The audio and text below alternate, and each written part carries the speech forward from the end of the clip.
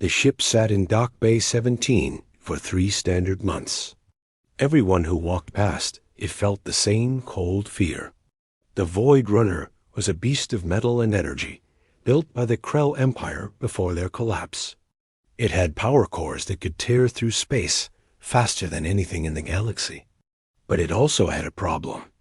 A big problem. The ship was unstable. 5 different species tried to fly it. The first crew, a team of Rax traders, lasted 2 days before the power fluctuations nearly killed them. The second attempt came from the military Dreth. They were tough, experienced pilots. They made it 1 week before abandoning the ship. The navigation systems fought the pilot at every turn. The engines ran hot, then cold, then hot again with no pattern. The weapons would charge without warning. "This ship wants to die," the Dreth commander said, "and it wants to take everyone with it." After that, the ship gained a reputation. Other species sent their experts to examine it. The Vorns, masters of technology, studied the systems for weeks. They concluded the same thing. The ship was too dangerous. The design had too much power, too much speed, too much of everything. No safety margins. No room for error. "Whoever flies this will not survive," the Vorn engineer wrote in his report. The ship's owner, a salvage company called Trent Holdings, tried to sell it for months. The price dropped lower and lower. No one wanted it. The company was ready to break it down for parts. When a human walked into their office, his name was Tom Reed. He was a cargo pilot, nothing special. He flew small ships between stations, moving goods and passengers.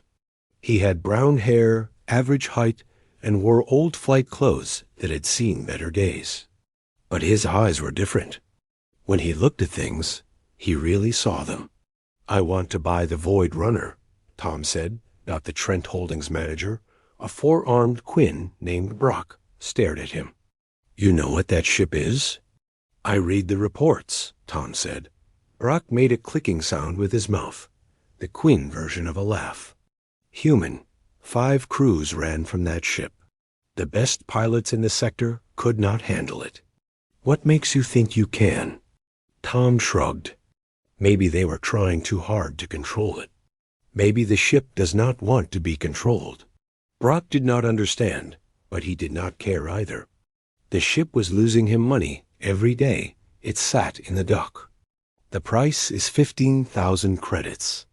"I have 8,000, Tom said. They settled on 10,000. Tom signed the papers that same day. Brock made him sign 6 different warnings and release forms. If Tom died, his family could not sue. If the ship exploded, the company was not responsible.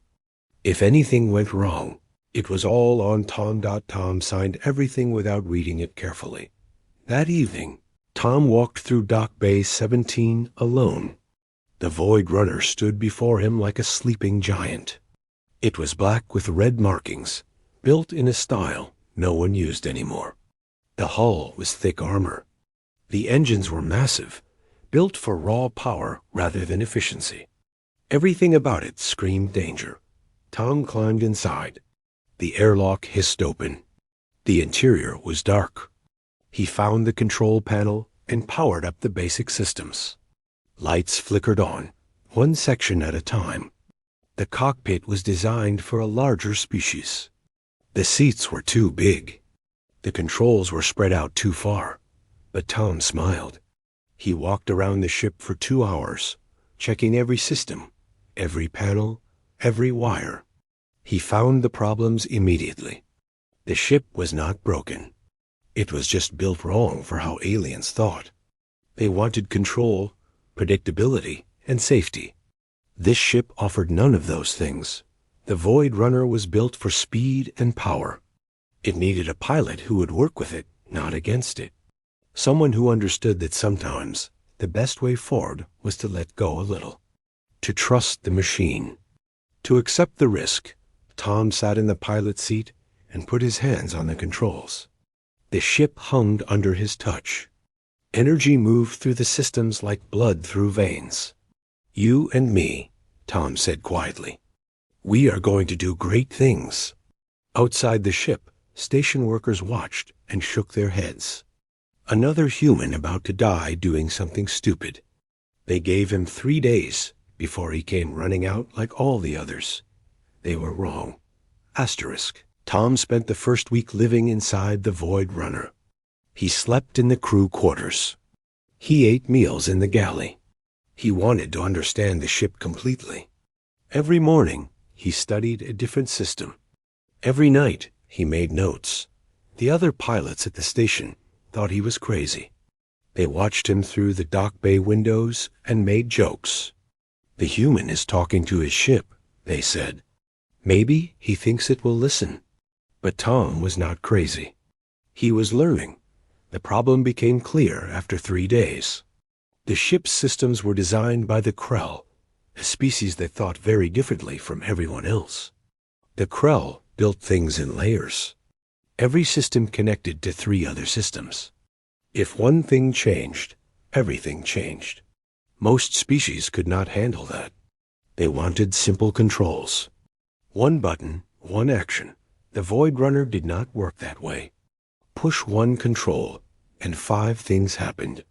The engines, shields, and navigation all linked together. The Krell pilots understood this naturally. But the Krell were gone now. Everyone else just saw chaos. Tom saw something different. He saw potential. You are not broken, Tom said, running his hand along a control panel.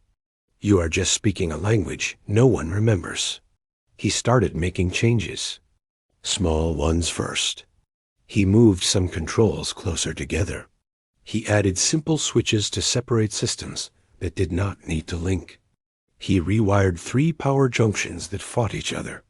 The work was slow and careful. On day 9, Tom powered up the engines for the first time. The station master, a nervous Quinn named Vex, called him immediately. Human, what are you doing? Those engine readings are unstable. I know, Tom said calmly.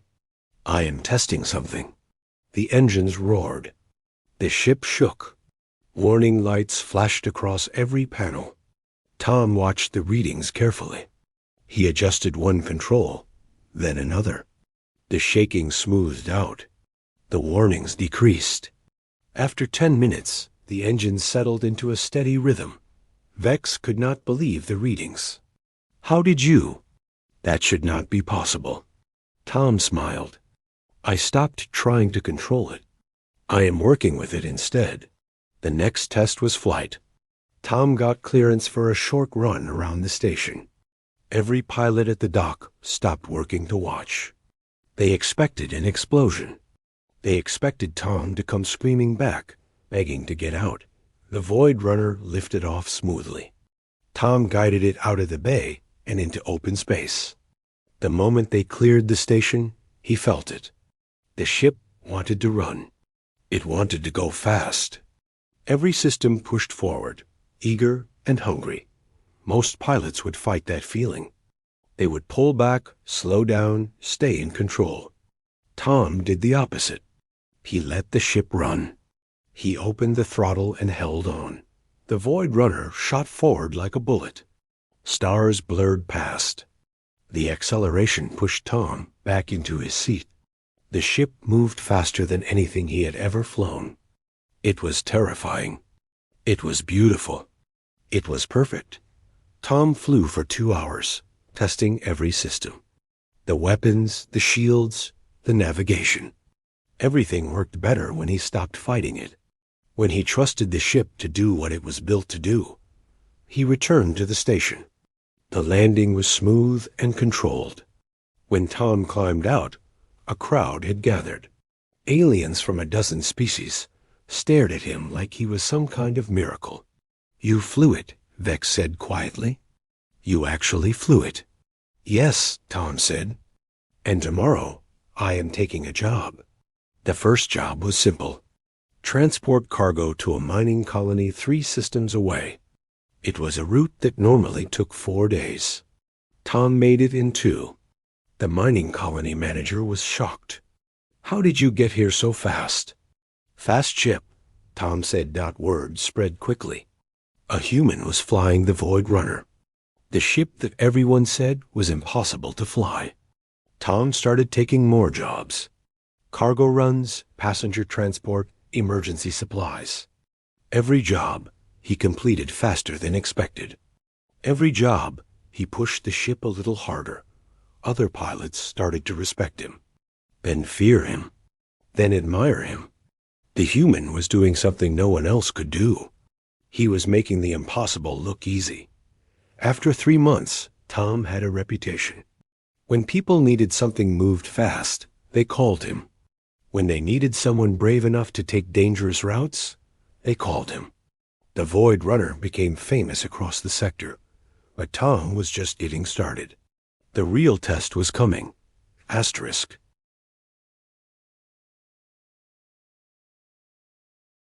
The call came in the middle of the night. Tom was sleeping when his communication panel lit up. The voice on the other end was panicked. It was Commander Rake, a Dreth military officer. Tom Reed, we need your help. We have a situation. Tom sat up and rubbed his eyes. What kind of situation? A research ship is stranded in the Corvin Nebula. 23 scientists. Their engines failed. They have 6 hours of air left. Tom knew the Corvin Nebula. Everyone did. It was a massive cloud of gas and radiation that stretched across half a solar system. Ships did not fly through it. The radiation destroyed navigation systems. The gas clouds hid asteroids that could tear a hull apart. It was a death zone. Why not send a military ship? Tom asked. Rake was silent for a moment. We tried. 3 ships. None could navigate through the nebula. The interference is too strong. We lost contact with all of them. They had to turn back. And you think I can do it? You fly the Void Runner. If any ship can make it through, it is that one. If any pilot can do it, it is you. Tom looked out his window at the ship sitting in the dock. The Void Runner waited in the darkness like a predator. What is the pay? 50,000 credits. And the gratitude of 23 families. Tom was already putting on his flight suit. Send me the coordinates. 20 minutes later, the Void Runner launched from the station. Tom set course for the Corvin Nebula. It was 2 hours away at normal speed. He made it in 40 minutes . When he reached the nebula's edge, he stopped. The clouds stretched before him like a wall of fire. Red and orange gases swirled in massive patterns.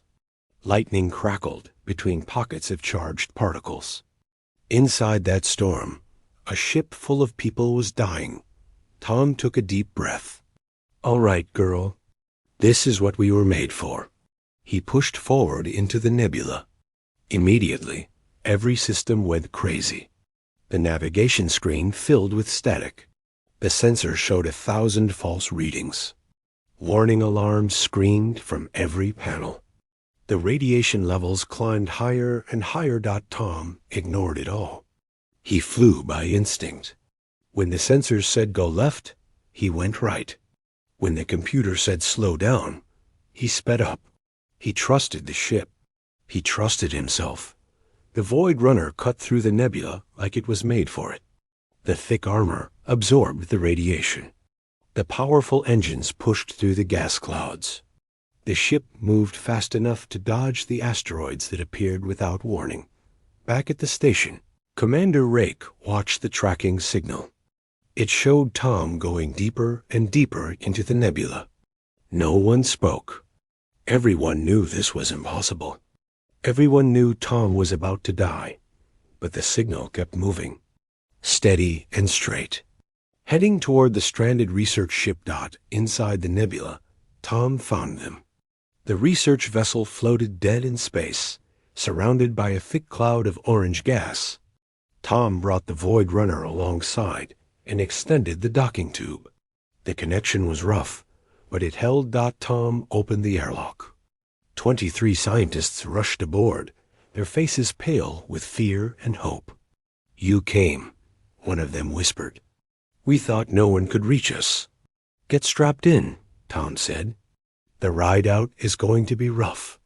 He was not lying. Getting into the nebula was hard. Getting out with a ship full of scared passengers was harder. The extra weight changed how the Void Runner handled. Tom had to adjust everything. But he knew the ship now. He knew what it could do. They made it out in 38 minutes. When the Void Runner emerged from the nebula, the entire station erupted in cheers. Ships from a dozen species flashed their lights in celebration. It was impossible, but the human had done it. Tom delivered the scientist safely to the station. When he stepped off the ship, thousands of beings were waiting. They cheered and chanted his name. News reporters swarmed him. Military officers saluted him. The scientists cried and thanked him over and over. Commander Rake pushed through the crowd. He looked at Tom with something like awe. No one else could have done that. No ship, no pilot. Just you in that machine. Tom smiled and looked back at the Void Runner. She is not just a machine. She is a legend. And he was right. From that day forward, the Void Runner was known across the galaxy. The ship that was too dangerous to fly. The ship that a human made legendary. Other species tried to copy it, but they could not. Because it was not just about the ship. It was about the human who understood that sometimes the most dangerous path leads to the greatest glory. Asterisk.